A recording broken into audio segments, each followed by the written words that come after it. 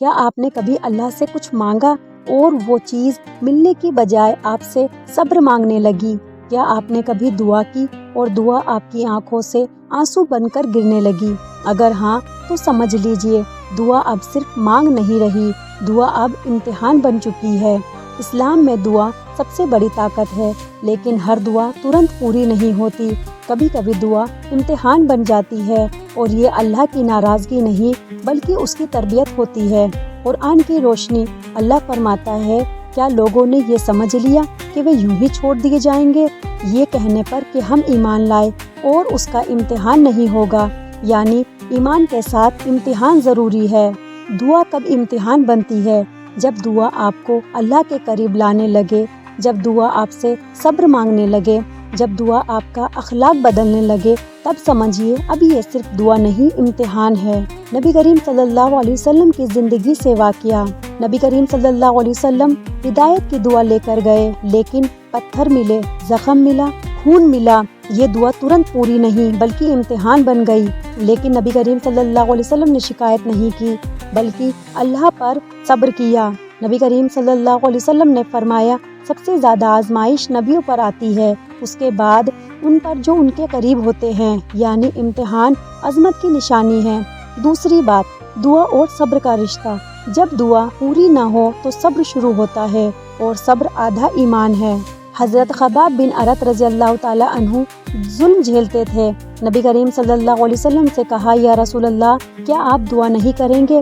نبی کریم صلی اللہ علیہ وسلم نے فرمایا، تم سے پہلے لوگ آری سے کٹ گئے لیکن وہ صبر کرتے رہے۔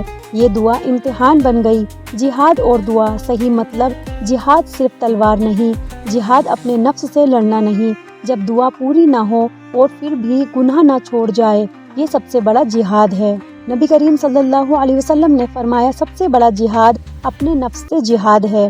تیسری بات، دعا تب امتحان بنتی ہے جب جواب دیر سے آئے۔ اللہ دیر کرتا ہے، انکار نہیں، لیکن اسی دیر میں وہ دیکھتا ہے بندہ نماز چھوڑتا ہے یا نہیں، گناہ کرتا ہے یا نہیں، امید توڑتا ہے یا نہیں۔ آج کے دور کی سچائی، آج کا انسان جلد باز ہے، آج چاہیے، ابھی چاہیے، لیکن اللہ تیاری چاہتا ہے۔ آج کی دنیا کہتی ہے سب چھوڑ دو، اسلام کہتا ہے صبر کرو۔ ایک سچا آج کا واقعہ، ایک انسان سالوں دعا کرتا رہا، ملی نہیں، لیکن اسی دعا نے اسے نمازی بنا دیا، حرام سے بچا دیا، غلط راستے سے روک دیا۔ سوچئے اگر دعا پوری ہو جاتی تو شاید وہ یہ سب نہیں سیکھتا۔ چوتھی بات، دعا آخرت کے لیے جمع ہو رہی ہے۔ ہر دعا دنیا میں پوری نہیں ہوتی، کچھ دعائیں قبر میں نور بنتی ہے۔ نبی کریم صلی اللہ علیہ وسلم نے فرمایا، قیامت کے دن بندہ دیکھے گا کہ اس کی دعاؤں کا کتنا اجر ہے، تو وہ کہے گا، کاش میری کوئی دعا دنیا میں پوری نہ ہوتی۔ آخرت اور سب سے خوبصورت بات، آج اگر آپ کی دعا امتحان بن گئی ہے تو مایوس مت ہوئیے۔ آج کی دنیا سب کچھ ترنت چاہتی ہے، لیکن اللہ آپ کو بہتر انسان بنانا چاہتا ہے۔ اگر دعا آپ کو نماز سے جوڑ رہی ہے تو سمجھ لیجئے آپ جیت رہے ہیں۔ اگر دعا آپ کو گناہ سے روک رہی ہے تو سمجھ لیجئے اللہ آپ کو بچا رہا ہے۔